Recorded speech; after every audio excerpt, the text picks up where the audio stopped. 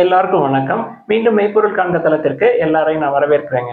முதல்ல சர்வதேச சந்தை அப்படின்னு எடுத்துக்கிட்டோம்னா, அமெரிக்க சந்தை நேத்து மிக்ஸ்டா தாங்க இருந்தது. நாஸ்டாக் வந்து ஒரு 61 பாயிண்ட் அப்பு, டவ் வந்து ஒரு 1 பாயிண்ட் டவுனு, S&P 500 ஒரு 5 பாயிண்ட் அப்புங்க. ஜப்பான் நாட்டு சந்தையை எடுத்துக்கிட்டோம்னா, ஒரு 1% மேல இருந்தது நான் ரெக்கார்ட் பண்றதுக்கு முன்னாடி. அமெரிக்க சந்தையை எடுத்துக்கிட்டோம்னா, குறிப்பா 2 விஷயத்த பார்க்குறாங்க. ஃபர்ஸ்ட் விஷயம் என்ன அப்படின்னா, யுஎஸ்க்கும் சைனாக்கும் மத்தியில லண்டன்ல பேச்சுவார்த்தை நடக்குது இல்லையா? அதைத்தான் வந்து மார்க்கெட் எதிர்பார்த்துட்டு இருக்கு. ஃபியூச்சர்ஸ் மார்க்கெட் இன்னைக்கு காலைல கொஞ்சம் மேலே ஏறிடுச்சுங்க. பேச்சுவார்த்தை சுமூகமா, குறிப்பா இந்த ரேர் எர்த் எலமெண்ட்ஸ் இருக்கு இல்லையா, அது சம்பந்தமான பேச்சுவார்த்தைகள்ல ஒரு சுமூகமான முடிவு வந்துச்சு அப்படின்னா மார்க்கெட் அங்கேயும் மேலே போகும். அடுத்து நெக்ஸ்ட் ரவுண்ட் ஆஃப் டாக்ஸ் யூஎஸ்க்கும் ஈரானுக்கும் பேச்சுவார்த்தை. ஸோ அது வந்து க்ரூட் ஆயில் பிரைஸை கொஞ்சம் ஏற்றி விட்டுருக்குங்க. 65க்கு மேலே போயிடுச்சு க்ரூட் ஆயிலோட பிரைஸ். அடுத்து கோல்டு எடுத்துக்கிட்டோம்னா ஒரு ₹10 விலை இறங்கியிருக்குங்க. 8945 இருக்கு. 22 carat gold per gram. US China பேச்சுவார்த்தை கொஞ்சம் சுமூகமா போயிடுச்சு அப்படின்னா கோல்டோட பிரைஸ் இன்னும் இறங்குறதுக்கு வாய்ப்புகள் இருக்கும். அமெரிக்க டாலருக்கு நிகரான இந்திய ரூபாயோட மதிப்பு 85.60 இந்திய ரூபாயா இருக்குங்க. இந்தியன் மார்க்கெட் எடுத்துக்கணும்னா கடைசி 2 ட்ரேடிங் செஷன்ல பயங்கரமா மேல ஏத்திருந்தாங்க. எஃப்ஐஐஸ் நேற்று ஒரு 1992 crores worth of shares cash செக்மெண்ட்ல வாங்கியிருக்காங்க. நெட் பையர்ஸ் இருந்திருக்காங்க. அதே மாதிரி டிஐஎஸும் நேற்று நெட் பையர்ஸ் தான் ஒரு 3500 crores ஒர்த் ஆஃப் ஷேர்ஸ் வந்து வாங்கியிருக்காங்க. அடுத்து இன்னைக்கு அப்டேட்ஸ், டெவலப்மெண்ட்ஸ், தென் watch list, mail list update இதெல்லாம் வந்து இன்னைக்கு பார்ப்போம்.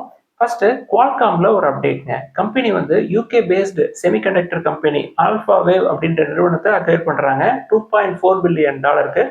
குவால்காம் பொறுத்த வரைக்கும் அவங்களோட ஃபோக்கஸ் என்ன அப்படின்னா high speed data centre connectivity தான் அப்படின்னு சொல்றாங்க. நிறைய செமிகண்டக்டர்ஸ் பத்தி கேள்விகள் நிறைய வருங்க. ஸோ குவால்காமே பார்க்கலாம், ரொம்ப சீப் தான். அடுத்து டெஸ்லால ஒரு அப்டேட்ங்க. சைனால டெஸ்லாக்கு ஒரு மேனுஃபேக்சரிங் ஃபெசிலிட்டி இருக்கு அப்படின்றது எல்லாருக்குமே தெரியும். மேனுஃபேக்சரிங் ஃபெசிலிட்டி போட்டிருந்தாங்கன்னா அங்க சேல்ஸ் வந்து நல்லா நடந்திருக்கும். ஆனா மே மாசத்தோட சேல்ஸ் எடுத்து பார்த்தோம் அப்படின்னா year on year 30% retail sales அடி வாங்கியிருக்குங்க. ஏற்கனவே நம்ம டிஸ்கஸ் பண்ணியிருக்கோம். யூரோப்பியன் யூனியன்லயே அவங்களோட sales year on year sales அப்படின்றது 50% வரைக்கும் கீழே குறைஞ்சிருக்கு அப்படின்னு சொல்லியிருந்தோம். ஏற்கனவே டெஸ்லாவுடைய ஷேர்ஸ் பயங்கரமா அடி வாங்கியிருக்கு. இதற்கு மத்தியில ட்ரம்ப் அவர்களும் மஸ்க் அவர்களும் மோதிக்கிட்டு இருக்கிறாங்க. அடுத்து ரிலையன்ஸ் இண்டஸ்ட்ரீஸ்ல ஒரு அப்டேட்ங்க. ரிலையன்ஸ் இண்டஸ்ட்ரீஸோட ரிலையன்ஸ் ரீட்டைல் தென் ஷீன் இவங்க 2 பேரும் பார்ட்னர்ஷிப் போட்டு இந்தியன் மேடு கிளாத்ஸை நாங்க வந்து வெளிநாடுகளுக்கு ஏற்றுமதி பண்ணுவோம் அப்படின்னு சொல்லியிருக்காங்க. இப்போதைக்கு இந்தியாவில் ஷீன் சப்ளையர்ஸ் அப்படின்னு பார்த்தா 100 நம்பர்ஸ் இருக்காங்க. இதை வந்து இந்த வருஷம் முடிகிறதுக்குள்ள நாங்க 1000 இன்க்ரீஸ் பண்ணுவோம் அப்படின்னு சொல்றாங்க. எங்களுடைய ஃபோக்கஸ் இந்த வருஷத்தோட முடிவில், அதாவது நெக்ஸ்ட் 6 to 12 monthsல நாங்க வந்து யூகே யூஎஸ்க்கு எக்ஸ்போர்ட் பண்ணுவோம் அப்படின்னு சொல்லியிருக்காங்க. பட் ஷீனை பொறுத்த வரைக்கும் சைனீஸ் பேஸ்டு கம்பெனிங்க. சைனால அவங்களுக்கு 7000 சப்ளையர்ஸ் இருக்கிறாங்க. மோர் தென் 150 கண்ட்ரீஸ்க்கு எக்ஸ்போர்ட் பண்றாங்க சைனால இருந்து. அதாவது கம்மியான விலையில $5 ட்ரெஸ், $10 ஜீன்ஸ் பேண்ட், இந்த மாதிரி அவங்க உலகம் ஃபுல்லா வர்த்தகம் பண்ணிக்கிட்டு இருக்காங்க. இந்த மாதிரி சமயத்துல இந்தியால இப்ப வந்து ரிலையன்ஸ் ரீட்டைலும் ஷீனும் நாங்க வந்து எக்ஸ்போர்ட் மார்க்கெட்டுக்கு ஃபோக்கஸ் பண்ணுவோம் அப்படின்னு சொல்லிட்டு இருக்காங்க. அடுத்து டாடா மோட்டர்ஸ்ல ஒரு அப்டேட்ங்க.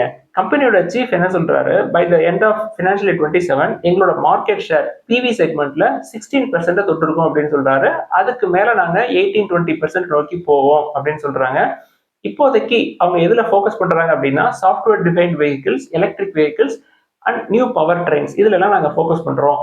தென் கம்பெனியோட மார்க்கெட் ஷேரை இன்க்ரீஸ் பண்றதுக்கு, குறிப்பா பிவிஸோட மார்க்கெட் ஷேரை இன்க்ரீஸ் பண்றதுக்கு ரெடியா ஒரு 33 to 35,000 crores இன்வெஸ்ட் பண்றதுக்காக வச்சுக்கிட்டு இருக்கோம் கையில அப்படின்னு சொல்றாங்க. இதுக்கு தாங்க நம்ம வந்து டாடா குரூப்பை கன்சிடர் பண்றோம். இப்போதைக்கு மார்க்கெட் ஷேர் அப்படின்னு எடுத்துக்கிட்டோம்னா M&M வந்து ஃபினான்ஷியல் இயர் 25ல மார்க்கெட் ஷேர் கெயின் பண்ணிருக்காங்க. 13% இருக்கிறாங்க. தென் டாடா மோட்டார்ஸ், ஹுண்டாய் எல்லாருமே 14% இருக்கிறாங்க. ஒரு காலத்துல டாடா மோட்டார்ஸோட மார்க்கெட் ஷேரு ஃபினான்ஷியல் இயர் 21ல ஒரு 8% தாங்க இருந்திருக்கு. இந்த 4 வருஷத்துல மார்க்கெட் ஷேர் 8ல இருந்து 14 இன்க்ரீஸ் பண்ணிருக்காங்க. ஸோ இன்னும் ஒரு 5 years வெயிட் பண்ணோம் அப்படின்னா இப்ப சொன்னதை அவங்க செஞ்சு காட்டிடுவாங்க. அதாவது 14%ல இருந்து ஒரு 16 to 18% நோக்கி போயிருவாங்க. குறிப்பா எலக்ட்ரிக் வெஹிக்கிள் செக்மெண்ட் எடுத்துக்கிட்டோம்னா டாடா மோட்டார்ஸோட மார்க்கெட் ஷேர் 38% இருக்கு. எம்ஜி மோட்டார்ஸ் 29% இருக்கிறாங்க. M&M ஒரு 16% இருக்கிறாங்க. தென் இவிஸ் எடுத்துக்கிட்டோம்னா சார்ஜிங் இன்ஃப்ராஸ்ட்ரக்சர் ரொம்ப முக்கியம் இல்லையா? இப்போதைக்கு டாடா மோட்டார்ஸ் வந்து ஒரு 22,000 சார்ஜிங் பாயிண்ட்ஸ் வச்சிருக்காங்க. இதை வந்து ஃபினான்ஷியல் இயர் 30ல 1 lakh பப்ளிக் சார்ஜிங் பாயிண்ட்ஸா நாங்க கூட்டிடுவோம் அப்படின்னு சொல்றாங்க. கிட்டத்தட்ட 5 folds நாங்க கூட்டிடுவோம் அப்படின்னு சொல்றாங்க. தென் ஃபினான்ஷியல் இயர் 30யோட முடிவுல ஒரு 30 ப்ராடக்ட் அப்டேட்ஸ் இருக்கும், 7 நியூ லான்ச்சஸ் இருக்கும் அப்படின்னு சொல்றாங்க. இதுல ஏற்கனவே நம்ம அவினியான்னு ஒரு வேரியன்ட் லான்ச் பண்ணுவாங்க அப்படின்னு சொல்லியிருந்தோம். ஸோ அவினியா வேரியன்ட்ல ஒரு 2, ஐசி இன்ஜின் வேரியன்ட்ல ஒரு 2, இவி ப்ராடக்ட் ஒன்று 2, தென் சியாரா 1 எல்லாம் சேர்த்து 7.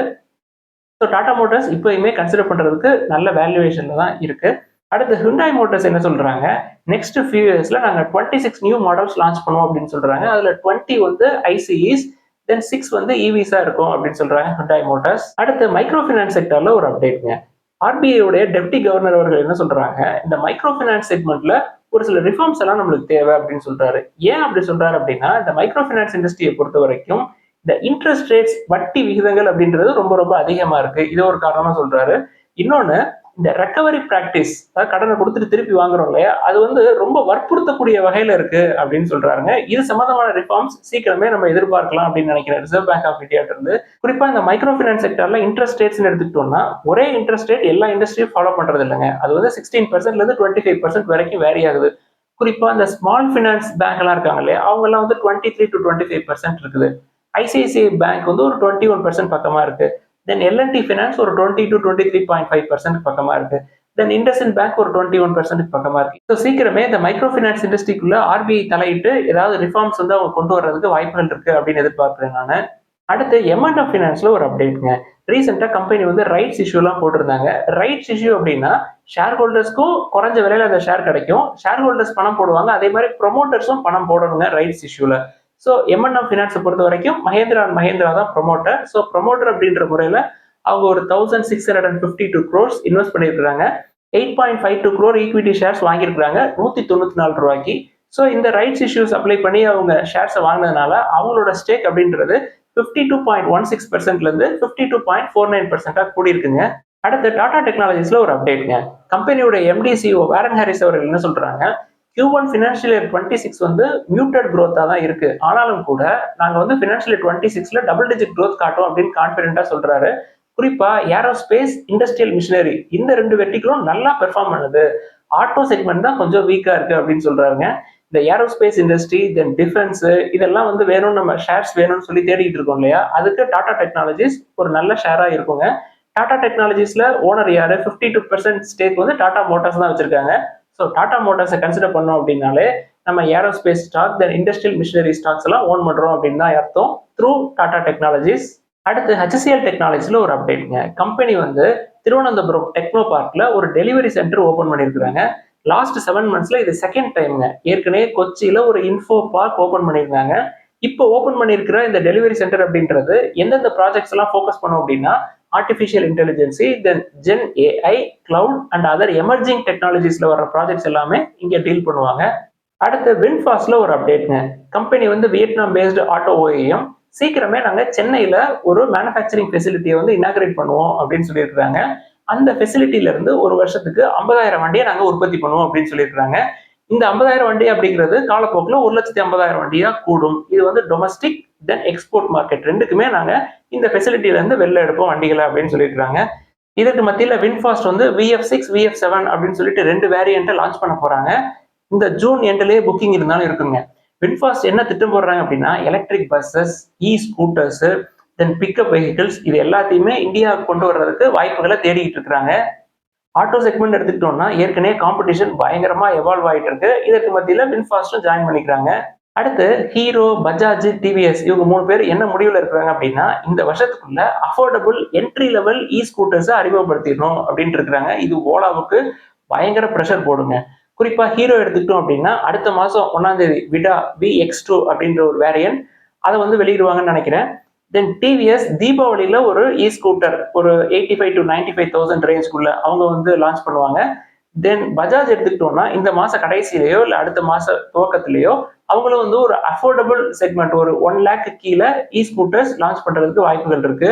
அடுத்து இன்னைக்கு கேள்விகளுக்குள்ள போயிடலாங்க. ஃபர்ஸ்ட் ஒரு நண்பர் என்ன கேட்கறாங்க, இந்த மசக் அண்ட் டாக், கொச்சின் ஷிப்யார்ட், கார்டன் ரேஸ் இது எல்லாமே வந்து ஓவர் வேல்யூட் ஆயிடுச்சு. இந்த செக்டார்ல நம்ம வேற ஏதாவது ஸ்டாக்ஸை தேட முடியுமா, அதுக்கு growth இருக்குமா அப்படின்னு சொல்லி கேட்கறாங்க. growth எல்லாம் இருக்குங்க, பட் அது எல்லாமே வந்து லார்ஜ் தென் மிட் சைஸ் கம்பெனி ஆயிடுச்சு. நம்ம ஏதாவது அந்த செக்டார்ல தேடி ஸ்மால் கேப்ல போய் விழுந்து மாட்டிக்கூடாதுங்க. ஸோ அந்த செக்டார் ஏற்கனவே எலிவேட்டட் ஏர்னிங்ஸ்ல போயிடுச்சு அப்படின்னா அதை விட்டுறது நல்லது. இப்போதைக்கு நம்மளுக்கு பேங்கிங், மைக்ரோ ஃபினான்ஸ் இது எல்லாமே வந்து நல்ல வேல்யூவேஷன்ல இருக்கு. எப்படி நீங்க கேட்ட அந்த செக்டார் ஹையர் லெவல்ஸ்க்கு போயிடுச்சோ அதே மாதிரி பேங்கிங் இண்டஸ்ட்ரியும் மேல போயிடும். அப்ப பேங்கிங் இண்டஸ்ட்ரியை கன்சிடர் பண்ண முடியாது, நம்ம வேற ஏதாவது செக்டார் நோக்கி தான் போகணும். அடுத்து சிஜி பவர் அப்படின்ற நிறுவனத்தை பத்தி கேட்டிருக்காங்க. எனக்கு கம்பெனி வந்து ரொம்ப ரொம்ப ஓவர் வேல்யூடா தெரியுதுங்க. 100 times ஏர்னிங்ஸ் காட்டுச்சு. எனக்கு டாடா பவர் தவிர வேற எந்த பவரையும் நான் பாக்குறதா இல்லை. டாடா பவர் கொஞ்சம் ஓவர் வேல்யூடா இருக்கு, 32 times ஏர்னிங்ஸ் இருக்கு. நம்ம 350 to 365 அந்த ரேஞ்சுக்கு வந்தா பார்ப்போம். வரல அப்படின்னா விட்டுறலாம். அடுத்த ஒரு நண்பர் நெஸ்கோ அப்படின்னு நிறுவனத்தை பத்தி கேட்டிருக்காங்க. கம்பெனிக்கு டைவர்சிஃபைடான பிசினஸ், ஸ்மால் கேப் கம்பெனி. என்ன அட்வான்டேஜ் அப்படின்னா வேல்யூவேஷன் நல்லா இருக்கு. ஸ்மால் கேப்பை பொறுத்த வரைக்கும் கடன் தான் ரொம்ப முக்கியமா பார்ப்போம். கடனே கிடையாது, ஜீரோ இருக்குங்க debt to equity. Price to ஏர்னிங்ஸ்னாலும் 18 டைம்ஸ் தான் இருக்கு. பிரைஸ் டு புக் 2.5 டைம்ஸ் தான் இருக்கு. உங்கள்கிட்ட ஏற்கனவே வச்சிருக்கீங்க அப்படின்னா ஹோல்ட் பண்ணலாம். அடுத்து எல்என்டி ஃபினான்ஸ் பத்தி கேட்டிருக்காங்க. அது 16 டைம்ஸ் ஏர்னிங்ஸ் இருக்குங்க. தென் பிரைஸ் டு புக்கு 1.7க்கு மேல போயிடுச்சு. இதை விட சீப்பா நம்மளுக்கு நிறைய ஸ்டாக் இருக்குங்க. எல்என்டி ஃபினான்ஸ் போகணும் அப்படின்னா பிரைஸ் டு புக் 1.5க்கு கீழே வந்தோடனே பார்க்கலாம். அடுத்த ஒரு நண்பர் வந்து பிஎல்எஸ் இன்டர்நேஷனல் சர்வீசஸ் அப்படின்ற நிறுவனத்துல கேட்கிறாங்க சந்தேகம். கம்பெனிக்கு வேல்யூவேஷன்ஸ்னா 32 டைம்ஸ் ஏர்னிங்ஸ்ல இருக்கு. டெட் டு ஈக்விட்டி 0.21 இருக்கு. பிரைஸ் டு புக் 10 இருக்கு. சாரோட கேள்வி என்ன அப்படின்னா, சார் இதுல price to book, price to earnings, debt to equity இதுல எதை பார்க்கணும் அப்படின்னு சொல்லி கேட்கிறாருங்க. இந்த மாதிரி travel business, then pharma, IT, auto இவங்க எல்லாத்துக்குமே இந்த பிரைஸ் டு புக் 1.5க்கு கீழே தான் இருக்கணும் அப்படின்னு சொல்லி எதிர்பார்க்க முடியாதுங்க. இது first thing. Then price to earnings அப்படின்றது எல்லாருக்குமே காமன். 30க்கு கீழே இருந்தா நல்லது. ஸ்மால் கேப்பா இருந்தா அந்த 30 அப்படின்ற நம்பரை இன்னும் குறைச்சிக்கலாம், 20 கூட குறைச்சிக்கலாம். பட் டெட் டு ஈக்விட்டி அப்படின்றது எல்லாத்துக்குமே 0.10க்கு கீழே இருந்தா நல்லதுங்க. அப்படி ஒரு சில நிறுவனங்களுக்கு 0.10க்கு மேல இருக்குன்னு வச்சுக்கோங்களேன், அதுக்கு பின்னாடி அந்த கம்பெனிக்கு பின்னாடி ஒரு ஸ்ட்ராங்கான பேக்கப் இருக்கா அப்படின்றத பார்க்கணும். ஃபார் எக்ஸாம்பிளுக்கு டாடா கெமிக்கல்ஸ்ல நிறைய கேள்விகள் கேட்டாங்க. டெட் டு ஈக்விட்டி அதிகமா இருக்கு, பி அதிகமா இருக்கு அப்படின்னு சொல்லி. நம்ம ஒரே ஒரு ஃபேக்டரை மட்டும் வச்சுக்கிட்டு நம்ம அதை கன்சிடர் பண்ணோம். அதாவது 800ல இருந்தே நம்ம சொல்லிட்டு இருந்தோம். என்ன அப்படின்னா பிரைஸ் டு புக் வந்து 1 விட கம்மியா இருக்கு அப்படின்னு சொன்னோம். இன்னைக்கு கம்பெனியோட ஷேர் பிரைஸ் ஒரு 970 to 980 ரேஞ்சில் வந்துருச்சுங்க. கிட்டத்தட்ட 100 ரூபாய்க்கு மேல ஏறிடுச்சு. ஸோ அது என்ன செக்டார், தென் பேக்கப் யாரு, இதெல்லாம் பொறுத்து நம்ம வந்து இந்த வேல்யூவேஷன் மெட்ரிக்ஸை டிசைட் பண்ணணும். அடுத்து வருண் பீவரேஜஸ், தென் யுனைடெட் பீவரேஜஸ், இந்த நிறுவனங்கள்ல எது சார் நல்லா இருக்கும் அப்படின்னு சொல்லி கேட்கறாங்க. என்னை பொறுத்த வரைக்கும் ரெண்டுமே காஸ்ட்லி தாங்க. ஜிஎம் பீவரேஜஸ் எனக்கு கொஞ்சம் சீப்பா இருக்கிற மாதிரி தெரியுதுங்க. பிரைஸ் டு ஏர்னிங்ஸும் கம்மி, தென் பிரைஸ் டு புக்கும் 1.7 பக்கமா தான் இருக்கு. தென் டெட் டு ஈக்விட்டி 0. தென் இது போக வேற எதுவும் வேணும் அப்படின்னா திலக் நகர் இண்டஸ்ட்ரீஸ் அப்படின்ற ஒரு நிறுவனம் இருக்குங்க. அதுக்கு டெட் டு ஈக்விட்டி கொஞ்சம் கூட 0.17, பிரைஸ் டு ஏர்னிங்ஸ் 29 டைம்ஸ் இருக்குங்க. பட் 30க்கு கீழே தான் இருக்கு. அதையும் நீங்க பார்க்கலாம். அடுத்த ஒரு நண்பர் வந்து ராம்கோ இண்டஸ்ட்ரீஸோட பிஇஜி வேல்யூ ரொம்ப அதிகமா இருக்கே சார் அப்படின்னு சொல்லி கேட்டாரு. நான் சர்ச் பண்ணி பார்த்தேன், 1 விட கம்மியா இருக்க மாதிரி தாங்க தெரியுது. அது போக பிரைஸ் டு புக் 1 விட கம்மி, தென் பிரைஸ் டு ஏர்னிங்ஸ் 15க்கு கீழே தான் இருக்கு. டெட் டு ஈக்விட்டி குறைச்சிட்டாங்க, டெட்டை 0.06 தான் இருக்கு. நம்ம வந்து நிறைய கன்சிடர் பண்ண முடியாதுங்க. இதுல ஒரு சேஃபர் சைடுக்கு கொஞ்சம் 1-2ன்னு கன்சிடர் பண்ணி வச்சுக்கலாம் அப்பப்ப. அடுத்து பிஇஎம்எல் அப்படின்ற நிறுவனத்தை பத்தி கேட்டிருக்காங்க. 62 டைம்ஸ் ஏர்னிங்ஸ் இருக்கு. மற்ற எதையுமே நம்ம பார்க்கவே தேவையில்லை. ப்ரொமோட்டர்ஸ் எப்படி, டெட் டு ஈக்விட்டி எப்படி, தென் பிரைஸ் டு புக் எல்லாம் பார்க்க தேவையில்லை. இப்போதைக்கு ரொம்ப காஸ்ட்லியா இருக்கு பிஇஎம்எல். அடுத்து நம்மளோட மெயின் லிஸ்ட், வாட்ச் லிஸ்ட் அப்டேட்டை பார்ப்போங்க. ஃபர்ஸ்ட் மெயின் லிஸ்ட் எடுத்துக்கிட்டோம் அப்படின்னா மணப்புரம் ஃபினான்ஸ் வந்து கொஞ்சம் எக்ஸ்பென்சிவான சைடுக்கு போயிடுச்சுங்க. அதனால அதை நான் என்னோட மெயின் லிஸ்ட்ல இருந்து எடுத்துட்டேன். தென் டாடா கெமிக்கல்ஸ் நம்ம வந்து எது கன்சிடர் பண்ணோம் அப்படின்னா பிரைஸ் டு புக் ஆல்மோஸ்ட் 1 இருந்தது. Then at some point of time 1 விட கம்மியாகவும் இருந்தது. 777ல நான் பார்த்தேன் ஒரு பாயிண்ட் ஆஃப் டைம்ல. இப்ப கிட்டத்தட்ட ஒரு 200 ரூபாய் ஏறிடுச்சுங்க. பிரைஸ் டு புக் 1 விட அதிகமாயிடுச்சு. பிரைஸ் டு புக் 1.5 வரைக்கும் கன்சிடர் பண்ணலாம் அப்படின்னாலும் கூட கம்பெனியோட பிரைஸ் டு ஏர்னிங்ஸ் ரொம்ப ரொம்ப அதிகமா இருக்குங்க. கம்பெனி வந்து எப்ப ப்ராஃபிட் நல்லா காட்டுவாங்க அப்படின்றது நமக்கு உடனடியா தெரியாது. இன்னும் 2 வருஷம் 3 வருஷம் கூட ஆகலாம். நம்ம லோயஸ்ட் பிரைஸ்ல வாங்கி வச்சுட்டோம், ஸோ பத்திரமா வச்சுக்குவோம். தென் வாட்ச் லிஸ்ட் எடுத்துக்கிட்டோம் அப்படின்னா ஃபெட் ஃபினான்ஷியல் சர்வீசஸ் கிட்டத்தட்ட 110க்கு மேல போயிடுச்சுங்க. நம்ம 89, 90ல அதை பார்க்கலாம்னு சொல்லியிருந்தோம். தென் ஐசிஐசிஐ லம்பார்ட் 1800, 1700 ரேஞ்சில் பார்த்தோம். இப்போ அது 2000க்கு மேல போயிடுச்சு. அடுத்து சிட்டி யூனியன் பேங்க்கும் 170, 160, தென் 180 இந்த ரேஞ்சில எல்லாம் பார்த்தோம். அது 200க்கு மேல போயிடுச்சுங்க. பிரைஸ் டு புக் 1.5க்கு மேல போயிடுச்சு. ஸோ சிட்டி யூனியன் பேங்க், ஃபெட் ஃபினான்ஷியல் சர்வீசஸ், தென் ஐசிஐசிஐ லம்பார்ட் இது எல்லாமே வந்து வாட்ச் லிஸ்ட்ல இருந்து வெளில போகுது. இதுக்கு பதிலாக நான் என்னோட வாட்ச் லிஸ்ட்ல ஸ்பந்தனா ஸ்பூர்த்தி, தென் ஜிஎம் பீவரேஜஸ் இந்த 2 நிறுவனங்களையும் நான் ஆட் பண்ணிக்கலாம்னு இருக்கேன். இதெல்லாம் தாங்க இன்னைக்கு டிஸ்கஸ் பண்ணணும்னு நினைச்சோம். ஏதாவது சந்தேகங்கள், கேள்விகள் இருந்தா எல்லாத்தையும் எழுதுக. தொடர்ந்து டிஸ்கஸ் பண்ணுவோம். எல்லாருக்கும் நன்றி.